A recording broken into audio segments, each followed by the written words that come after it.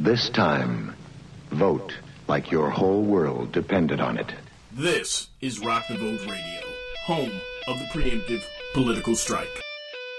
I'm grateful for your generous invitation to state my views. I'm Andrew Thomaides. Work at Greenpeace. I'm a freelance journalist and activist in Washington, D.C. Went to school here, been living in D.C. for about 7 years. Watched the president's speech last night, State of the Union.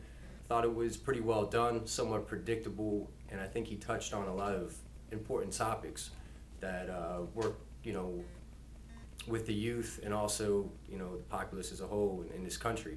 He talked about healthcare, clean energy, education, new regulatory system, climate change, all sorts of important things that I personally care about and think need to be changed or addressed in this country. Healthcare, for instance, he mentioned comprehensive healthcare. I think that's important.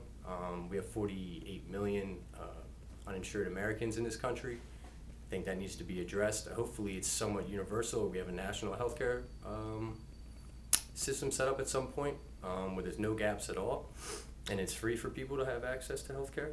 I think the clean energy move by Obama and policies are important. I think we need to get off the addiction to oil that he mentioned. Our domestic consumption of oil is going up.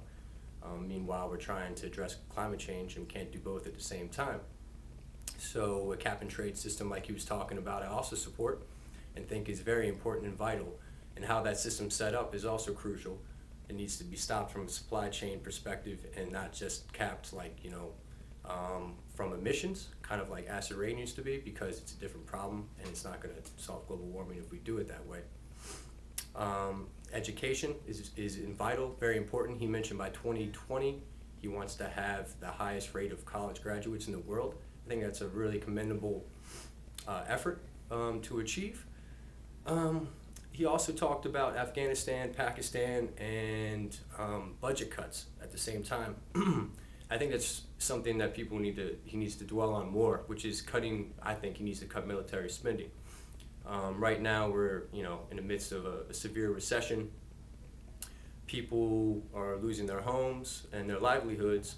Meanwhile, our military spending in the last, decade is going up and up and up, to such an extent that, 51% of discretionary federal budget is going to the military. And I don't think the youth, nor myself, nor most Americans, want to be spending that much money on our military, nor see it necessary.